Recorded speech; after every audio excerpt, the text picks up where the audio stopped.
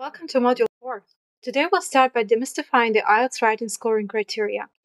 Understanding how your essays are evaluated will give you a clear sense of what the examiners are looking for and how to structure your writing to meet these expectations. Let's break down the 4 key criteria that IELTS examiners use to grade your writing: task achievement, coherence and cohesion, lexical resource, and grammatical range and accuracy. Let's start with task achievement for task 1 and task response for task 2. This criterion assesses how well you answer the question.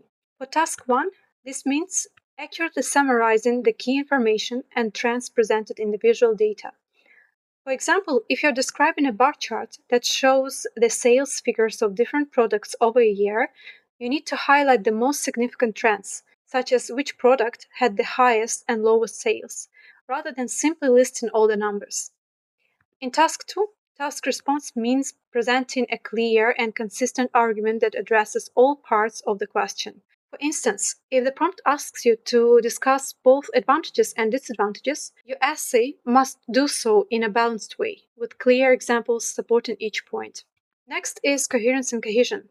This refers to the logical flow of your essay and how well your ideas are connected. A well-structured essay should have clear paragraphs, each with a main idea supported by explanations and examples. Use linking words and phrases like firstly, in addition, and on the other hand to guide the reader through your essay. For example, in an essay discussing the benefits of online education, you might use furthermore to introduce an additional benefit, or however, to transition to discussing the drawbacks. Remember, coherence and cohesion also involve the overall organization of your essay, so make sure your introduction, body paragraphs, and conclusion are all clearly defined and logically connected. Lexical resource is about your use of vocabulary. To score well in this criterion, you need to demonstrate a range of vocabulary without errors in word choice, spelling, or word formation. Avoid repeating the same words too often. Use synonyms and varied language to express your ideas.